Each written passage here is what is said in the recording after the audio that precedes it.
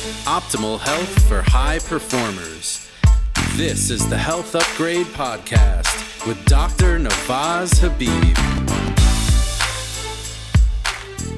Hello, everybody. Welcome back to the Health Upgrade Podcast. I'm here with JP. How are you, sir? Doing very well, thank you. Amazing. And we have our wonderful guest today, Dr. Cindy Howard. How are you, Cindy? I'm fantastic. Yourself? I am great. And I'm feeling quite positively altered that I have you here with me today. That's the name of your book.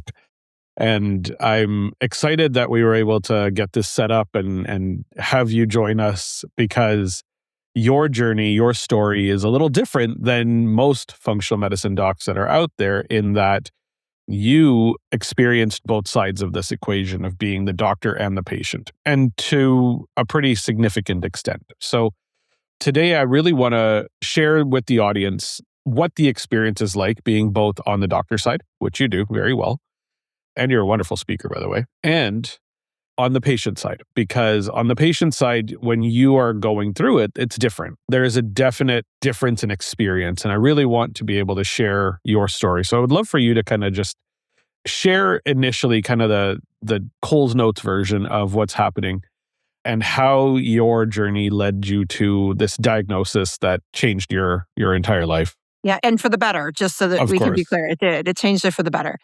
So I've been in private practice for 27 years and, plowed along with all kinds of great education and mentors in this functional medicine space, helping people overcome their obstacles. I think understanding to a certain degree what they may be going through until 2013, where I think I understood a whole lot better. So I woke up one day, I had a lymph node sticking out of the left side of my neck. It was the size of a golf ball. And I went, oh, that's kind of weird. I don't feel sick.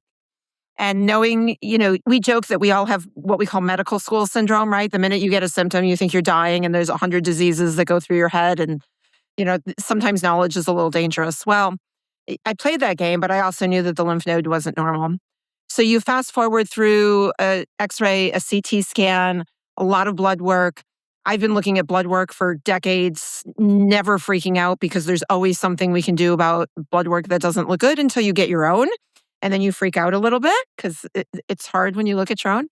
And then eventually a biopsy that confirms stage 2B Hodgkin's lymphoma, blood cancer. So it's very interesting and kind of weird to not only be on the opposite side, but also to have self-diagnosed.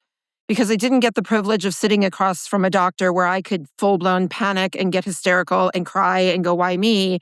And have somebody calm me down. I had to be that person as well. And I actually saw the test results of the biopsy in my office in the middle of a patient load. I ran to the fax machine to check them and was late to see a patient, but wanted to get the test results. So it was a very almost humbling experience, I would even say, to have to figure out how to react appropriately as the doctor, the one who diagnoses, and now the patient. It's such a different experience, such a challenging thing to kind of go through. In particular, in the middle of a patient load, in the middle of a day there. And that to me is really challenging because ultimately, and I think this is a goal that a lot of doctors have when they go out into practice, when they're working with their patients, is to leave their own stuff outside the door and be able to come into the room with the patient and be able to be fully present with the patient. I can imagine that day was quite different for you, and particularly that patient experience was incredibly different. I'd love to get a sense of kind of what the emotions were like. What were you experiencing from an emotional standpoint, from self-diagnosing and identifying that this was a pattern, and how did you maneuver between these emotions of why me and what do I do about it now? Like, how do I affect this as the doctor? And you're working within yourself, trying to manage these emotions and trying to regulate at the same time. Yeah, first was there's no doubt I was in denial, right? There's this little bit of shock and denial. I do this for a living. I teach people how to get and be well. Like, how can I be sick, right? That doesn't make any sense. And yet you see so many physicians who are truly sick. So it's a little ironic, walking through that. So no doubt denial. And it was interesting because the patient I was late for, when I walked into the room, she was crying because she had just gotten a phone call from her mother who was diagnosed with cancer. So yeah, very appropriate. That might, it's going to sound ridiculous to listeners for me to say that's appropriate, excuse me. But I think appropriate because the words that I shared with her to help lift her up and let her know that, and there's a saying I have that until we take our very last breath, there's always something we can do. And I truly believe that in the space of medicine. I think it was appropriate because I needed to hear those words just as much as she needed to hear those words in that moment. So it was the right patient at the right time at, that level of diagnosis, which I then think kind of flipped this little bit of a switch for me of like, okay, well, why wouldn't you just follow what you tell everybody else to do? I mean, what makes me different and unique that I get to fall apart when I tell my patients not to fall apart? So it was a great gift. Now, moving forward through that, and I want to be really clear about this because I had a really, really great experience walking through cancer, but I don't want people to think that like I'm all about this toxic positivity, right? Where everything's unicorns and rainbows and it's all nonsense because I have a happy face. There were lots of moments where I did what we all do and I just cried and thought, why me? And what did I do to deserve this? And, that victim mentality that I think is really easy to fall into. I had lots of those moments through this experience as well. And I think it was really, actually, I know it was really important to honor the grief of that, right? To recognize that there is true grief in something that's perceived as so horrible that happens to us.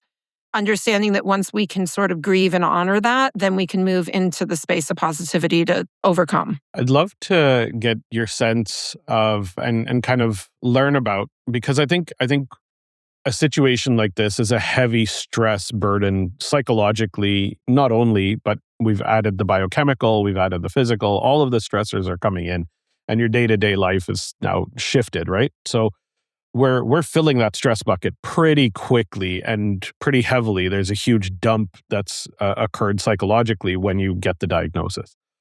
The thing I want to start to understand is, how did you implement self-care into this routine to help you kind of empty that bucket, to have the bucket drain out a little bit more effectively? And I think healthy grieving is one of those things that you should be able to do. The release of emotions in the way that can be considered healthy is one of those. But I would love to hear some of the practices, some of the tools, your exploration that brought you to a situation where you could handle the stress a little bit more effectively. So that whole event started because actually I was under so much stress prior to that the cancer diagnosis sounds ridiculous, almost a relief from the other stress. So my mother was going through terminal cancer. The dog had just died of pancreatic cancer. I was going through a horrible divorce. I was busy at work. I didn't know how to say no. I was overcommitted, right? It's that whole laundry list of things that we get ourselves in trouble with. And the diagnosis was actually a gift to slow down. So the self-care started with learning how to say no to things that now I didn't have time for because this needed to take my attention. And the things I said no to were the things I probably should have said no to prior to walking through this. So it got me to slow down quite a bit. It also challenged me to recognize who should stay in my life and who shouldn't. And it was interesting, so I was walking through a divorce and I recall a friend saying to me, well, doesn't this make you rethink it? Like, would you get back together and figure out how to work this out? And it was the push to actually go, no, this is the exact reason that I now know it's the right decision because I've been waiting so long to make the right decisions, right? So it was almost like universe, God, whatever you believe in, right? It was almost that force pushing me to say, pay attention to the right things. And I'm just going to give you that one more nasty bad thing because you're not listening. So the self-care really started with listening. It was sitting in quiet space, meditation, breathing, again, whatever your focus chooses to be. For me, I love the deep breath and just sort of sitting near nature and hearing the messages that I need to hear. And recognizing that there were some really important things I needed to start saying yes and no to and doing as I walked through this. So that's where it started. The second part of that, of course, comes down to everything I practice, right? It's good nutrition. It's making the right dietary choices. It's, do you still engage in exercise? What modalities do you use? And it's fascinating because I always like to say I'm a pretty good eater, right? I mean, I know the rules. I know, there's no junk food in my house. I don't run through the fast food restaurants, but yet I wasn't perfect. And perfect is such an interesting term, I think, in the nutrition space because if I teach you to be perfect, you're actually dead because I have nothing left to feed you or give you to drink, right? Like everything's tainted and altered and changed, but yet we can get pretty darn close to perfect. So I really stepped up my nutrition game where I was very, very careful and intentional about what went into my body in order to make sure that I was feeding the right things and not feeding the wrong things, and then the supplements and other therapies followed. Absolutely. Was there a functional approach that you took? Because obviously you're trained in functional medicine, you're a chiropractic internist, like you and I, we get the biochemistry. Like we're the clinicians that are the biochemistry nerds. Like we geek out on this stuff. And I remember when I was at the chiropractic internist conference last year, and just I felt like I'd found my people, like the chiros that love the biochemistry, the functional side of things. And I would love to hear about some of the testing, some of the tools, some of the ways to understand the underlying mechanisms behind the diagnosis and how you maneuvered through those tests and got a little bit more info as to what to do specifically for you. Yeah, you know what? That's a perfect question because I think most people get a diagnosis and then they move forward. I actually went backward. And I went backward in the diagnosis. I think obviously there was a lot of labs, typical blood work. But the panel that I run is much more extensive, right? So it's not just the CBC looking at your white blood cell count, which is very typical in a cancer space, a CMP looking at, let's say, glucose and liver enzymes. But we looked at a lot of inflammatory markers and blood sugar dysregulation, a full thyroid panel. And when I say full, I mean full, like looking at all the thyroid hormones and the antibodies and the pituitary markers and looking at it nutritionally. So it's not just the lab range that's important. It's the homeostatic or the smaller range that's important because we're not always clinically sick. We can be nutritionally imbalanced. But it really went beyond that. So there were a handful of tests that I just jumped right into, which is actually ironic because in my practice, every time I brought in a new test, I ran it on myself anyway, just so I could experience it, know what it's like, what the patient was going to walk through. But there were a couple really important ones. So the very first one was a stool function study. And that's going to sound a little weird, right? Like you've got a blood cancer. Why are you looking at poop? And the reason we looked at a gut function study to evaluate this is the gut is the basis for the immune system, right? It's a neuro organ. It's an immune system organ. It's an endocrine organ. It functions to help you regulate digestion. So it's really important. So we looked at the gut microbiome. So all of the good bacteria, was there enough good? Was it balanced? Was it rich? Right? Was it even? We looked for any abnormal bacteria, yeast, fungus, parasites, viruses, because there's a huge association between dysbiosis and cancer and having an actual infection and developing cancer. Was I absorbing and digesting our food? So as much as what I put in my mouth was really important to me, now was I even able to absorb and digest the nutrients? Because what a waste to spend money on good, organic, clean food if it's not useful. Looked at bile acid markers, looked at some immune system markers, short-chain fatty acids, which are also associated, with certain types of cancer. And it was really fascinating when you don't have a gut GI problem, right? There's no burping, belching, bloating, gas, constipation, or diarrhea. People go, well, it can't be gut dysfunction. And yet it's amazing what we find on those stool function study tests that have nothing to do with the poop. Right. So that was one of the very first places I started because I knew my immune system had to be stellar through the gut in order to attack this. Totally. I love, just to add in there's a saying that a lot of people know, which is you are what you eat. I want to take it a step further and just kind of do, and I'm sure you've heard this, but you are what you eat, digest, absorb, and don't eliminate. Yes. In reality, yes. There's more to it. It has to get in through the gut. And not what you let go, but what you actually are absorbing is what you are truly made of. So just wanted to throw that in there. No, it's great. And it's interesting because, we know nobody wants to talk about poop. I'm not sure why, because we all do it. And it's really important to look at it. So, it's almost you are what you eat and what you excrete or don't excrete. And by looking in the poop, sometimes you can see things too that aren't normal. Like you shouldn't see food other than corn. We call that polka dotted poop in my house because we don't break down corn. But, you should never see vegetable fibers or nuts or seeds or anything else. And to your exact point, the other problem is we also don't see what we're excreting through intestinal permeability into the bloodstream because nobody can climb in there and take a look.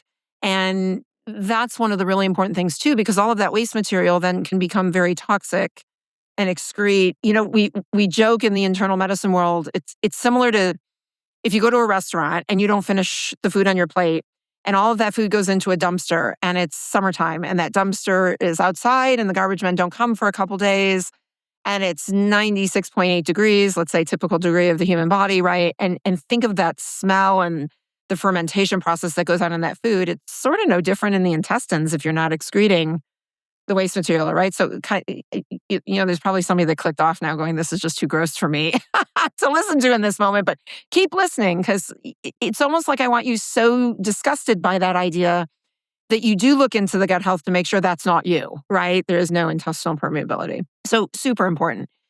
The second place I went really quickly was a toxic burden test. And through looking at toxic burden through the urine, we look at heavy metals, environmental chemicals, and molds, and the association that's been real heavy there too, especially in a blood cancer. And very interesting, one of the things that I think we screw up as physicians is we're really very good at figuring out what people do for a living, right? That's an important part of the history is what is your job? What we're not really good at is what are your hobbies? What do you do when you're not working? What fills your free time? So what filled my free time was I used to throw clay on a potter's wheel. And the glaze that I used to use back in the day before it was banned was lead-based. So I was breathing all of that clay from sanding. I was breathing all of the lead in those glazes. And sure enough, when you look at a toxic burden test, a lot of those things will show up and there's an association. So it was interesting to find how I could go back in my hobby history and go, you know what? That was probably one of the factors that played a role in the actual diagnosis.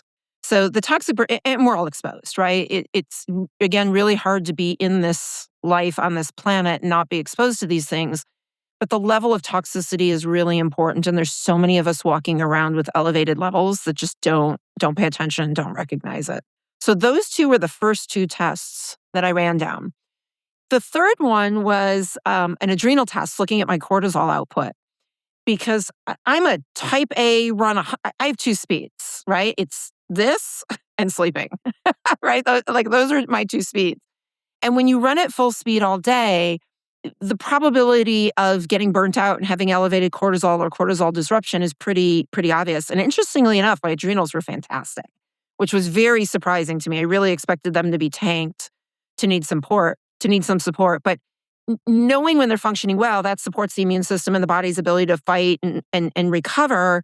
That was also really important because had those been trashed, I would have had a lot of work to do there too. So those were the three main tests that I ran to pretty quickly. You've got a convergence of toxic burden, stress, and maybe not the best diet, along the way. You were checking for that. And all of those things are external or lifestyle choices that you're making, but they have to be transduced, if you will, into the biology. And we know we have a bit of a bias here on the Health Upgrade podcast, which is that the neuroimmune axis acts as the transducer of that external information or those external conditions into the biology of your system. Whether it's mitochondrial function, if it's the inflammatory cascade, if it's just the difference between being in a anabolic versus a catabolic state. Can you pinpoint, or did you ever pinpoint, what you really believe was the driver of getting cancer? I mean, of coming down with it? I mean, was there something that you said, when you look back now, you go, yeah, I'm not doing that again, because that's what did it? Mm-hmm. I think it's a perfect storm over decades. So, it's hard to go back to really young childhood because I don't remember a whole lot of things, but I do remember my teenage years, and my breakfast consisted of Tab. Remember Tab, the diet soda? Right? Okay, so lots of aspartame, lots of chemicals. That was the grab and go. Nobody thought twice about it because diet soda was the answer to everything. So as silly as that sounds, I think that was a trigger. I think the exposure to the hobby was a trigger. I had a root canal done years before the diagnosis. I'm 100% convinced that was a trigger, right? I think there's a perfect storm of all of these little things that come up. And then exactly what you said, right? We go back to biology class of the cell where we learned about the mitochondria that nobody remembered because they passed the test, and how important that energy center is of the cell that we continue to damage through all the choices that we make through life. And if you look at damage of mitochondria, you look at chronic inflammation and then weakened immune system, you're sick. And I just got so lucky to call it Hodgkin's lymphoma, right? Everybody's label becomes a little bit different. And I think that's the key, is it's really just a label. And what broke is on that cellular level of the things that we did to destroy those cells. And eventually, even maybe genetically, right? Because we know some people are genetically prone for some of these diseases as well. Genetically, the switch turns on and we go, and we can't get out of that cascade. Just on that point, it's actually very interesting. I went back and did a little bit of an analysis of, I don't know, the top 10 or 15 different genes that are associated with, a higher prevalence of cancer. None of them are 100% penetrant. So there's no one condition that you're guaranteed to get if you have this gene. It's not like that. But it turns out that even the biggies like BRCA, the BRCA gene for breast cancer, if you look at what BRCA does in the body when it's normal, when it's healthy, when it's not a mutated version, all of those, all 15 of them have a big role in the mitochondria. So it really is a mitochondrial dysfunction that leads to this expression of cancer. Yes. Yes. And it's interesting because when we play the genetic game, and I think we're just in the infancy of understanding genetics truly, but when we really look at it, it's very easy to sort of misconceive, I think, the intention of the genes. Because to your point, and actually, we have in my family the breast cancer gene and not one case of breast cancer in the entire family. There was no indication of blood cancer, and yet myself and my mother, eventually I lost my mother, but, two weird diagnoses out of the blue for two family members. It's the ability to look at how the genes are functioning to turn off the expression of those that could function poorly in that space of nitric oxide, inflammation, detoxification, right? Genetics. Methylation, and all of those areas that when we really get down to that nitty-gritty and focus there, as much as I love blood work and nutrition, it's almost like we have to go one layer underneath that to the genetics, because take vitamin D, for example, which is in the cancer space, right? We know how beneficial vitamin D is for people walking through it, yet if genetically you don't utilize vitamin D well, I can shove 50,000 IUs of vitamin D and now you're toxic, right? Because you're not absorbing it and it's storing in the liver. And now we've created a new problem because genetically you don't actually utilize vitamin D well. So we almost need to start at that mitochondrial, cellular, genetic level and then go into the functional medicine space that we've all been taught of blood work and all of the tests upward. And it's interesting. I'd love to tell you I had genetics in my practice for 27 years and I didn't. I've probably been doing it for the last decade. And the outcomes that I'm seeing are so much better coupling blood work with good genetic testing. And when you do both. I'd love to hear what genetic testing you're using and what genes you're noticing. Like, which patterns are you noticing? You mentioned methylation with the big kind of eyebrows jumping up a little bit with that one. I think methylation's one that people are becoming more aware of because, MTHFR is a fun name to say. But we're becoming more aware of the fact that we need to methylate effectively and we need to methylate and the role that it plays in epigenetics, the role that it plays in detoxification, that there's so many pieces to this puzzle. Are there specific genes that you've noticed are kind of bigger? Yeah, it's interesting. So I'll answer your question in terms of the genetic testing first, and then what I also don't use. Because I think what you don't use is equally important. I don't love the big panels of thousands and thousands of genes. I don't. And the reason I say that is if we just use it to scare people of here's all your defects and we don't know how to affect them, I don't want people mentally going, great, I'm just waiting for, this terrible thing to happen to me. So the company that I do the genetic testing through is MaxGen Labs. And it was actually started by Chad Yarborough, who's a chiropractic physician as well. And what I love about Chad that I think is brilliant, besides the fact that he's brilliant, is every single gene that he has incorporated into his testing is so well researched and documented to that point of we know what to do about it, right? And it's brilliant. And then I'm also utilizing a panel, which I think is equally brilliant, that Heather Lord through Professional Health Products has isolated. She's picked 100 genes and she's categorized them in the categories of elimination, inflammation, cardiovascular, neuro, vitamins, nitric oxide support. I'm forgetting a couple, I'm sure. But each of them are categorized in, and the methylation is interesting to me. So let's pick on TikTok and Instagram for a hot second, right? And the fact that there's hundreds of influencers now that are out there that are like, run MTHFR and it'll solve all your problems if you know you have the MTHFR gene. And where I think the misinformation is that people need to realize is there's a lot of methylation genes, right? We look at MTHFR, MTRR, MTR, COMT. I mean, there's a whole laundry list of genes that could show you have trouble methylating, where even if your MTHFR is fine, it doesn't mean you don't have a methylation issue. So we're being very, very narrow-minded in how we're looking at that methylation. But what's also interesting is we can take that further. I'll give you a great example in hormone testing. We have a way to look at how the liver clears hormones through phase 1, phase 2 detoxification, and then also pushes the methylation to eliminate hormones, where we can test even further than just do you have the genetic defect to go, is it working or not working? So it's pretty fascinating. And I don't know, I don't even know what the real statistic is, because it doesn't matter if you have the gene, you don't have the gene. But it's very rare that I don't see somebody having some difficulty or challenges in methylation, right? It's very rare that there's nothing.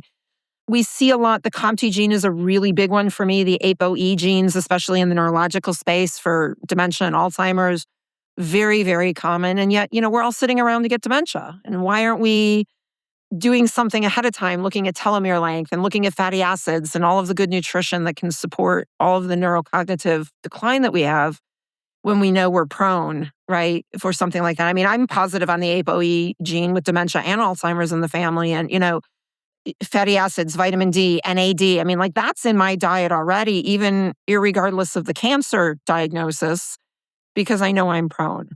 So I think it's really important that we start to look in those categories and recognize that we don't wait for the disease to happen genetically. We actually support it. And by the way, it doesn't mean you have to pop 100 pills every day either. It might be a couple days a week, couple good products just to be preemptive, watching for some of those symptoms to occur. But diet's really important. And diet's always important. I mean, at the end of the day, I stock over 600 products in my office and have access to thousands more through online dispensaries.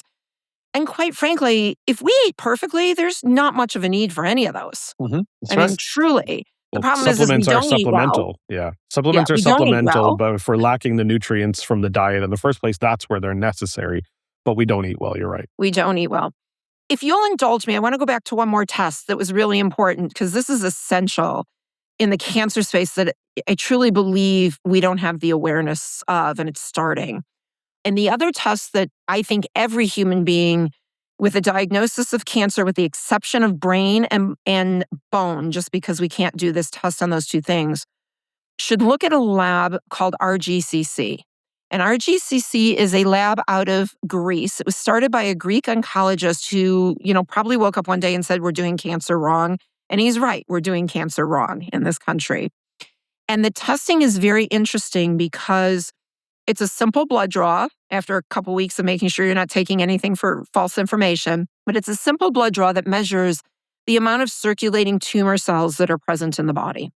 So we all sit around and wait for that tumor, that lump, that bump that we can see on a scan, that we can palpate, that's physically present. But you don't wake up with cancer one day. It takes time to actually form the tumor. So these circulating tumor cells are present in the body and they can be measured in volume. And what's equally interesting is for somebody who's never been diagnosed with cancer, that's concerned they're working on it or even just wants to know, we can actually measure to see if there's circulating tumor cells in the body, because I absolutely had those prior to the diagnosis. But what's now beautiful about that testing is once that trips with an elevated number, we can run a genetic profile on it and look at therapies, meaning we look at the genetic workup of the cancer. So in other words, is it resilient? Is it fed by blood sugar? Is it dependent on hormones? Does it coil around itself? Is it fed by the glutathione that most people in the cancer space are shoving at you that could actually be feeding your cancer instead of helping you overcome the cancer? And it looks at the genetic risk factors of your particular circulating tumor cells, not the cancer that's in the literature based on a study that has nothing to do with you. And then the second part of it, which I think is equally brilliant, is they run 50 chemotherapy agents, 50 immunotherapy agents, and 50 natural agents to show you what the kill rate is, if any, of those agents against the circulating tumor cells. And by the way, you can send in your own products as well, because let's say you go on a protocol of chemotherapy, which may be appropriate based on the type of cancer. If that chemo doesn't work for your tumor cells, now you've just wasted 3-6 months of treatment, gotten sicker because of it, because we know what chemo does to the body, and lost that amount of time in an effective treatment because it wouldn't work.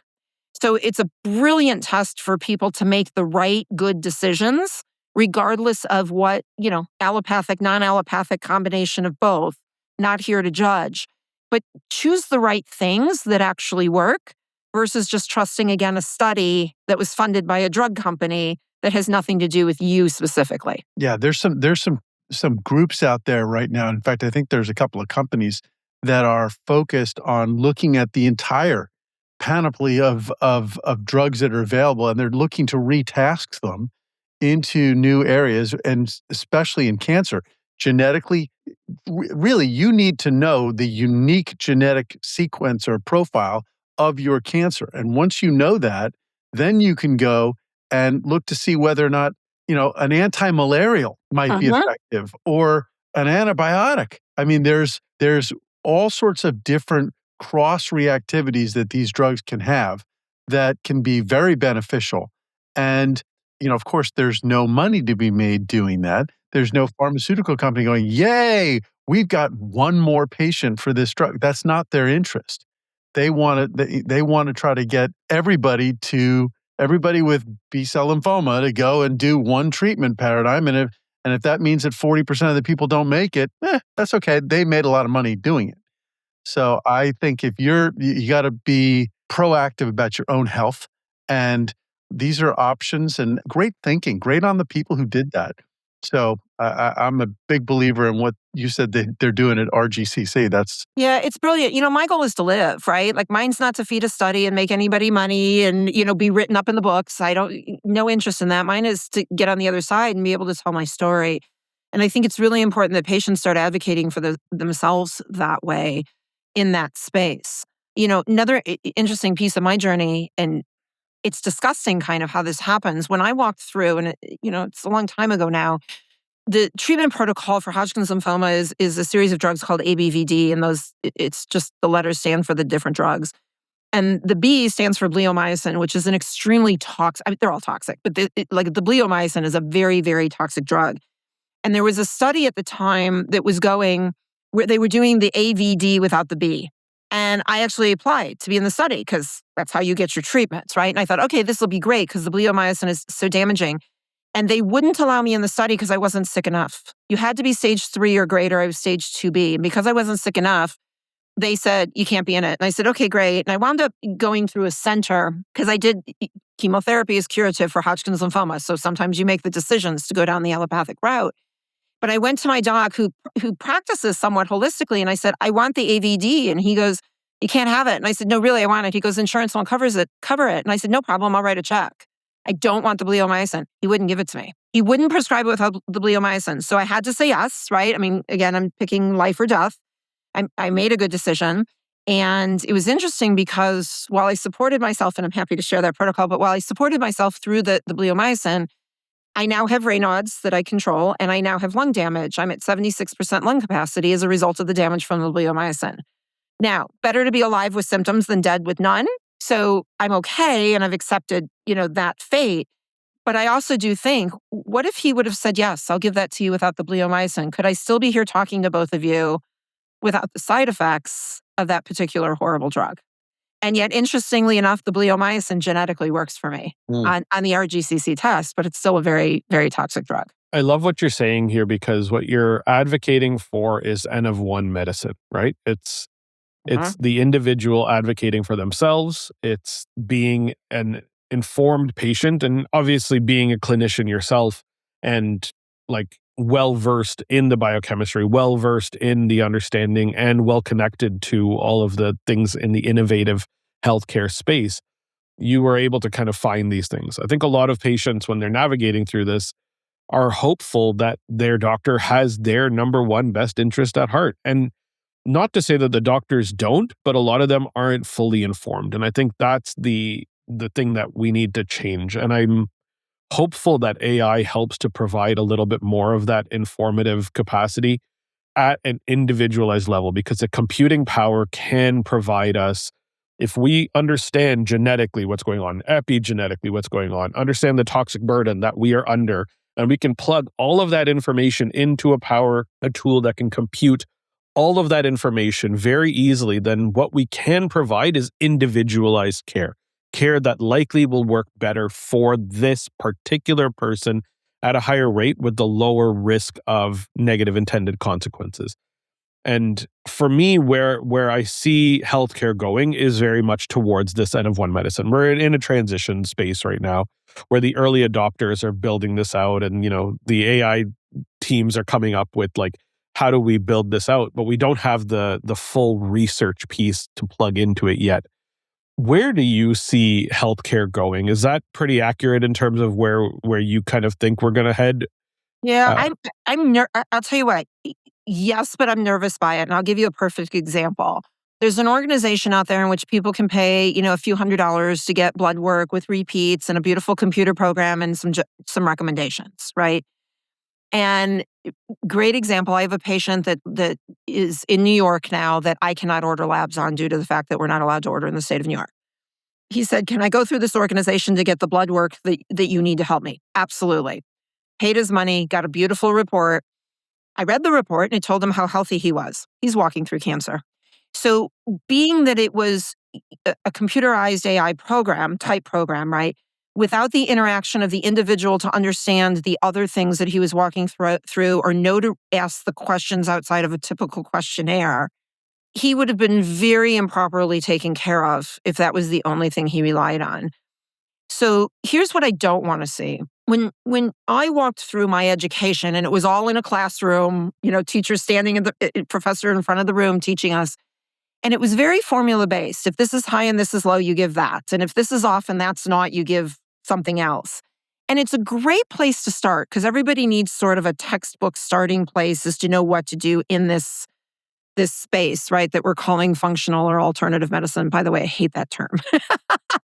We need a new term, but in that space. And yet, if you don't think outside of the grid of this is high and this is low, you do now become this one-size-fits-all medicine, which unfortunately a lot of my peers are living in and treating in. And the patient doesn't understand that they're still not getting individualized medicine. So I can run the same 10 tests on every patient that walks through my door because I'm trying to get information, but there isn't 10 results that are going to look identical. And then you have to incorporate their goals, their needs, their history, right? Their current state of health and all of those other aspects, because what they're also just living in or exposed to may not reflect what the test results show. And therefore the plan becomes very different. And I'm not sure. Somebody is much smarter than me that can figure this out, but I'm nervous that we won't take those things into account in AI and we'll choose to replace the person helping versus I would love AI as a tool just to make me more efficient and more effective. I think that's exactly where I would love to see healthcare go, right? We don't want to replace the doctors. That's not at all where that should go because the human element, I think we take for granted, but in reality, that is something that provides a lot of support, and having that human-human connection is a necessary piece. As long as the person that you're connecting with is advocating for you, and we can utilize AI as a tool in that journey, as a way to be better informed and more on top of it, and to understand trends and patterns, and to be able to navigate the data. I think that's the big thing, right? Like no individual doctor, regardless of how smart, how well-versed, how many degrees they have on their wall, how many letters they have after their name, is going to remember every single data point at every single marker for every single patient that they're working with. And they shouldn't have to. But what we can try to do is bring technology into this. JP, you've got something there. Here's my fear. And I'm going to use the analogy of what they're doing right now with driverless cars. Okay, so various different communities around the country are testing these driverless cars, and they work very, very well. In fact, their accident rate is about, I think, 1% or less of the humans.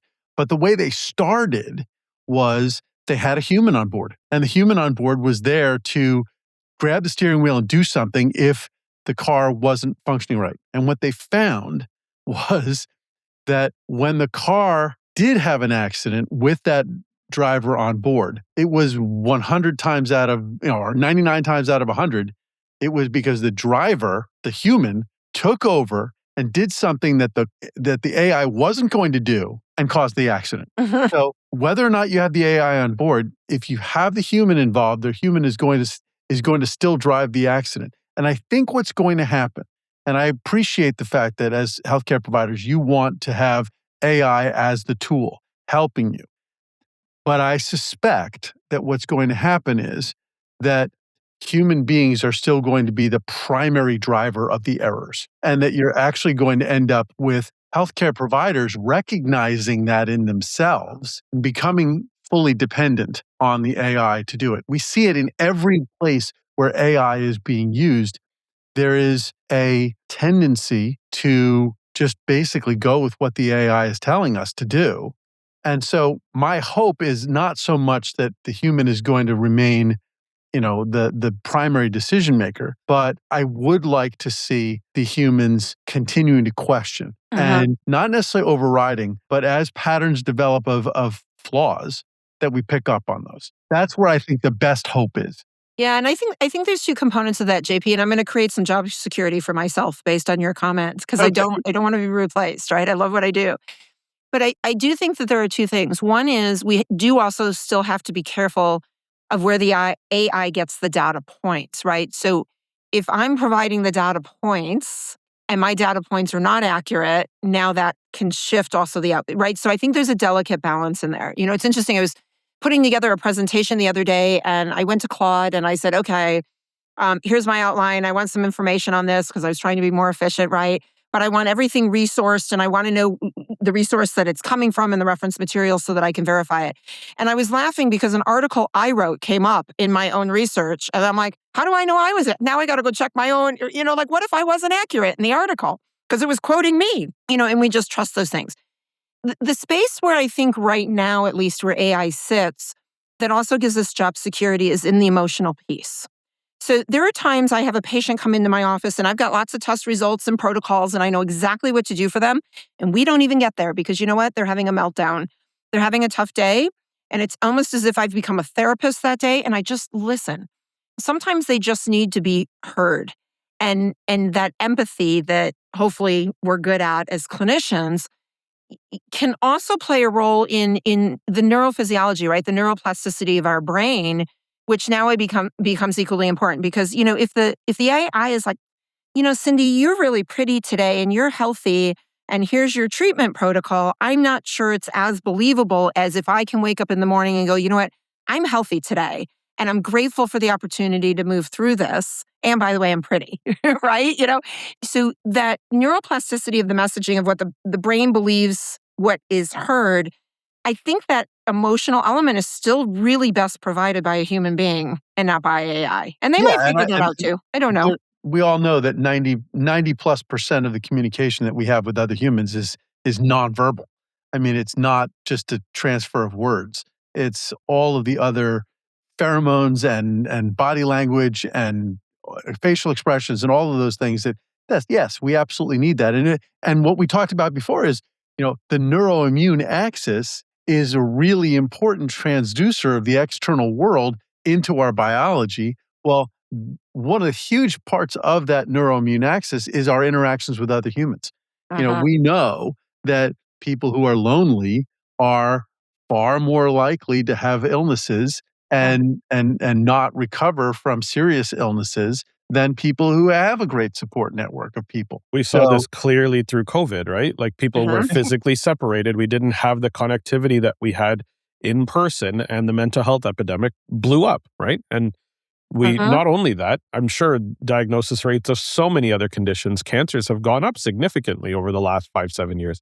So you're exactly on point there, that there is a heavy human-human connectivity piece that is required. And it's about being in a community, having people around, having these positive interactions that plays a huge role in our overall health that I think sadly is being missed by most allopathic style physicians, right? Not this isn't downing every single clinician. There's a lot of great docs out there that are in the allopathic system that are doing really great work. But the system itself is not built on that. And I think that is where the empathic physician can really be of greater power and have longevity in their career going forward, with AI being able to do a lot of the compute and the empathic physician being able to be there to regulate or support the regulation of the emotions that the patient is going through in those experiences. Yeah, you said something really interesting to me, and I agree, but would love to expand on that. And I don't think it's the doctors that are broken. I really don't. I think it's the system and the corporations and the money and the power. I think that's where we're broken, right? It's what we've created, where we've taken healthcare, we've turned it into a business. And by the way, you might get healthy, instead of, can we just go back to good healthcare, and it's okay to make money getting people well. And as a result of that flip, I mean, I know even in my neighborhood, I mean, the hospitals are everywhere now. I mean, Northwestern, you see, they're buying up all of the practices in the suburbs. Their names are all over these beautiful gazillion-dollar buildings, right? And the small practitioner is now working for them, collecting a paycheck given 6 minutes to see a patient. And it's the system, you know? And I think even a lot of the allopathic physicians, it's interesting, you know, a lot of the ones that I'm meeting in some of these places I'm speaking and organizations too, they're looking for an out. They're looking for the side hustle now, right? They're looking for how do I really help my patients, because I can't do it in the model I'm living in. And by the way, they're not making a living either anymore. You know, those days are gone of the high ticket, you know, doctor with the Ferrari in front of the office. You know, they're working really, really hard for a whole lot less and with no autonomy to really help people. Yeah, it's become very cookie cutter. And you know, the 15 minutes at a specialist to try to understand why your cardiovascular system is broken isn't the solution. And I actually, I'm going to take it one step further. You've got physicians who are actively being discouraged from putting their own thought into how to manage a patient, because there are guidelines that if you don't follow the guidelines, which is a cookie cutter approach, if you don't follow the guidelines, then you're liable to, and unprotected. And, you know, this is a perfect example. As you told the story about your own treatment with the, you know, not wanting the B, you wanted, you know, the rest of the treatment. The reason why your physician said no was because if he gave that to you, it was outside the guidelines. Correct. And if you then had a bad reaction or passed away, and somebody went back and did a chart review and said, I didn't include it, you know, and that's not the way you do it. Well, I'm going to sue him. And now he's unprotected. Yes. He doesn't have a guideline that he can go back to and say, no, I did exactly what the guidelines told me to do, which just by saying what I just said, the guidelines won't let me. How's that any better than letting AI do it? Yeah, at least the AI is going to look at you individually. I would have preferred AI to that, right? Yeah, because it's one, exactly. right. It's one guideline that also could be antiquated.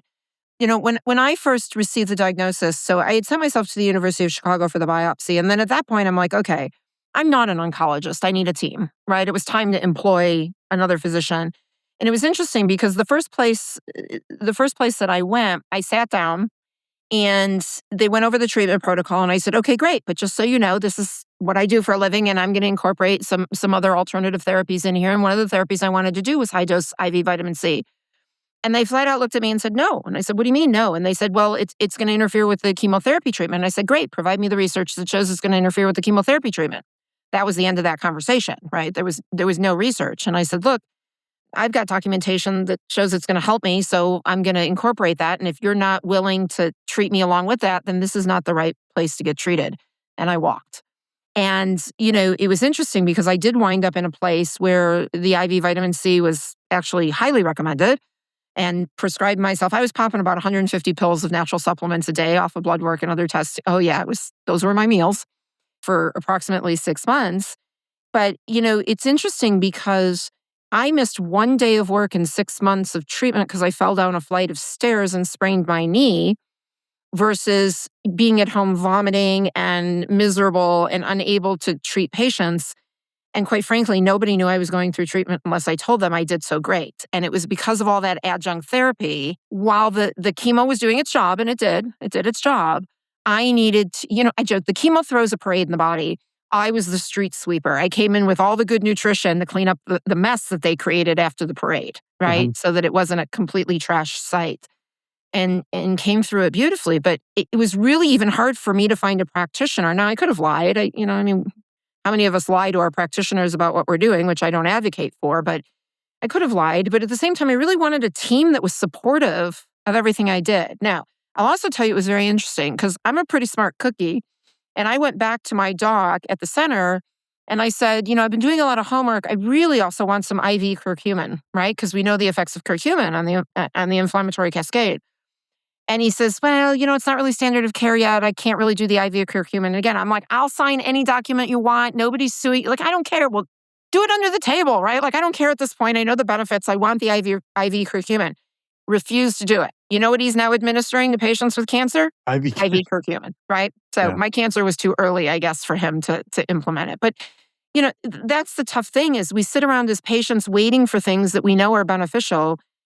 And really, it should be our choice. I mean, it's my body, what I put into it. Just as I choose the food, why couldn't I choose the IV nutrients, knowing the risks? Yep. I mean, I took the risks with the chemo, and there were much more significant risks with chemotherapy than there was with IV, vitamin C or curcumin. I'm just amazed that when you go to the practice and you say, I want to do this, and you're a healthcare provider, that they don't have a form that just says, listen, this is what has been recommended to me. I have chosen the following 6 of the 10 things that they've said. I've added 4. They've advised me not to, but I've agreed that I'm taking responsibility for it. And then just do it. Why? What's the problem with that? I mean, I am a lawyer. I'm trying to figure out, I'm not that type of lawyer. I'm a patent attorney, but I mean, I'm still trying to figure out why it is that something like that can't be administered and respected by the courts. Because it doesn't fall in line with the system in the way that the system is currently set up. Right. As sadly as I say that, like from the healthcare practitioner side, I see why that hasn't been implemented yet. And from the patient side, I'm saying, why hasn't this been implemented yet? And yeah, it's so much to do with how the system is set up that it's a really great question as to why it hasn't gone through yet. But I can tell you on the clinician regulatory side of things, that would never fly. I want to go back to the little black bag we used to go to somebody's house to make house calls with all our remedies in the little black bag, right? And they back when the primary thing was making the person healthy, as opposed to figuring out how to squeeze dollars out of the system. And you're right, all these healthcare providers who are being gobbled up by hospital systems, they're basically. I've talked to doctors who have, are triple board certified. They're specialists in their field, and they're complaining to me and they're telling me interactions that they've had with their manager and how the manager is giving them a hard time about the fact that they're not putting the hours in, they're spending too much time with patients. And I'm thinking to myself, my father was an OBGYN, and I'm dating myself, but if I go back 40 plus years, 45 years, and remember sitting at the dinner table in high school, Dad wasn't being told by his office manager what to do. No. He was the head of his practice, and he did what he wanted to do. And if he did, there was nobody who wasn't, an MD or, a healthcare provider who was making decisions about patient care. Right. And now it's like, you've got somebody who, maybe went to college. Who's making these decisions at the insurance level, at the practice level, literally sitting in there, giving a triple board certified, specialist a hard time about something. Yes. In my practice, there's only one person that makes the decision, actually, and it's the patient. And, the decision is did I give you enough information to meet your needs that you trust me? And by the way, you questioned me. I love that. Like, please question me, right? Because I am human and I only have so many data points in 27 years, right? I'm one individual. But if you trust me and you have buy-in and you like what we're going to do, then you say yes. And at any point in time, you're also allowed to fire me. If I'm not serving you, not doing a good job for you, then you say, you know what, Dr. Cindy, we're at the end, right? We're at the end of the path and I found somebody else to be a part of my team. And that is okay. And that's the beauty of, a private practice that's fee-based service, unfortunately, is I don't answer to an insurance company or a corporation or a manager or anybody except the patient. And I do answer to them 100%. That's my responsibility. I love that. I love that that's where you've gone as a clinician and having maneuvered through the system in the way that you had to, right? To try to be the advocate for yourself as an informed patient, as an informed practitioner yourself. the idea is, can we put that onus and that advocacy capability back on the individual themselves, right? We've even this idea of the patient who's doctor shopping is almost a negative. It is, in fact, something that the patient is trying to advocate for themselves, and yet we're labeling them in this negative sense or this negative label. And so because of that, patients don't want to be the doctor shopper, right? They don't want to go around and don't think of it as shopping. Think of it as interviewing. I love to tell my patients, go interview a doctor, right? See if you have a similar mindset. See if, again, they can bring information that you don't have, right? Yeah. And when they check whatever the boxes are you need, that interview is over. Think of it as a job app. Like, I'm applying for a job as your physician, truly. Ultimately, the patient is hiring the doctor, right? The doctor is not in power in that dynamic, or shouldn't be in theory.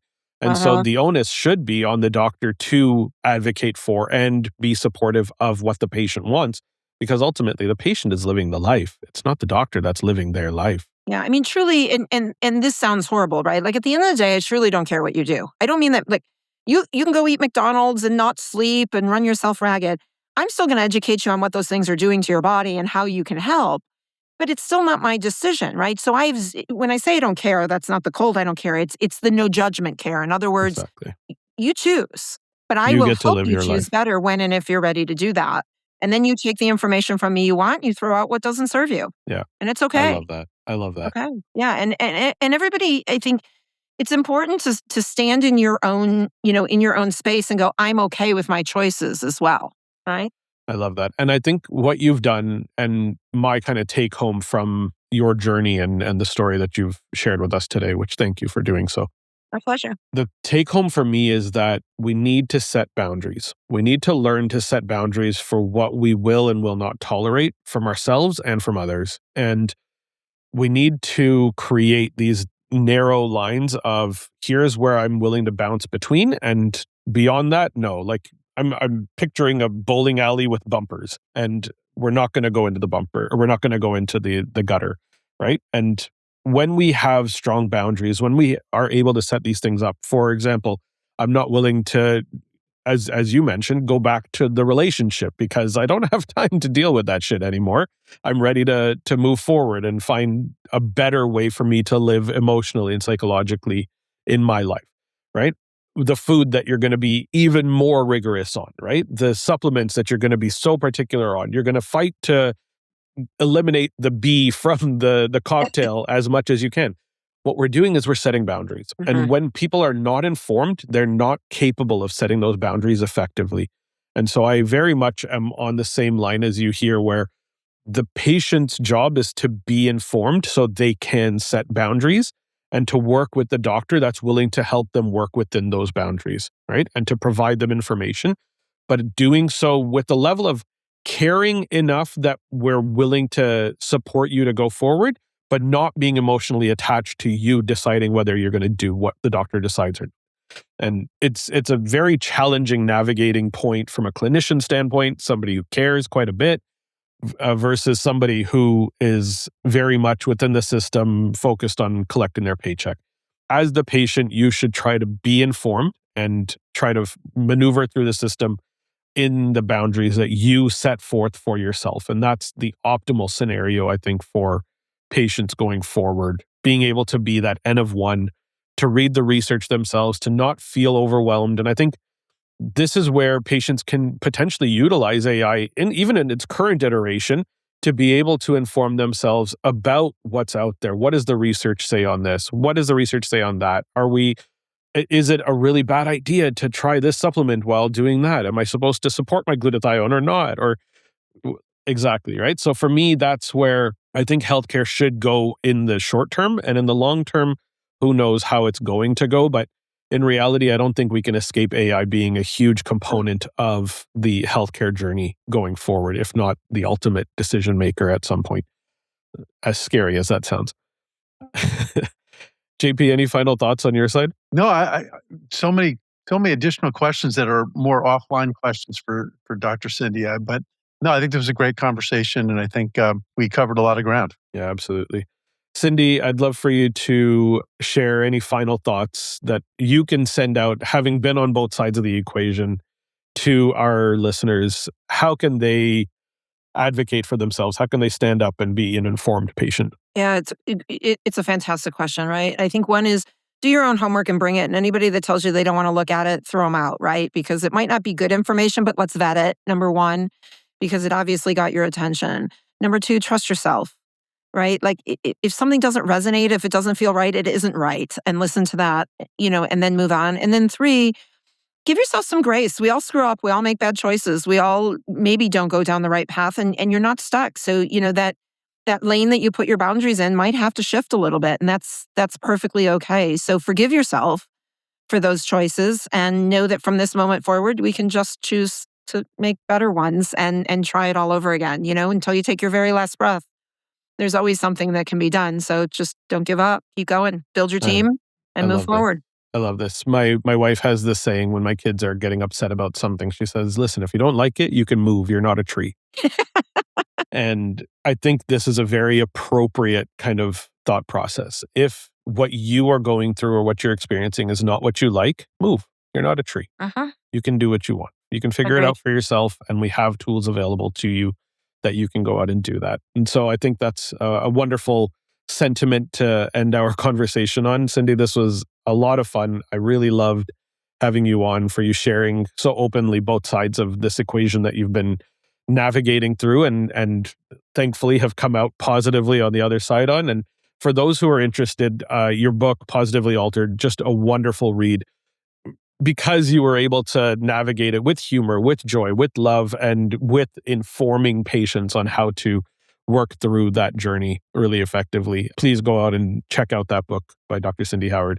Thank you again for joining us, Cindy. And for those who got to this point in the podcast, please share this episode with one person who you think could utilize this information, somebody who's navigating that healthcare journey, as challenging as it may be, something to help them understand what they may be able to do to stand up for themselves. I forgot to mention, where can people find you, learn more about you and the book and stuff? Oh, awesome. I appreciate it. So Positively Altered, Finding Happiness at the Bottom of a Chemo Bag. Amazon, if you don't read, there's an audio version. You can hear my lovely voice telling you the story. That's where the book is at. You can certainly check out the website. There's two that I have. One is drcindyspeaks.com. That's my speaking website. And you can sign up to become part of the community. We send you a newsletter. We don't bombard you, but send you a couple things throughout the month. Or you can check out the business website, which is innovativehwc.com. And, contact information is through both of those websites. If you want to reach out, happy to be a resource for anybody that needs it or wants it. Yeah, absolutely. I think this is where you can gain a lot of info, and I would love for people to follow and share and understand your journey and advocate for themselves, having learned from you. So thank you again for joining us, and thank you all for listening. We'll catch you all on the next episode.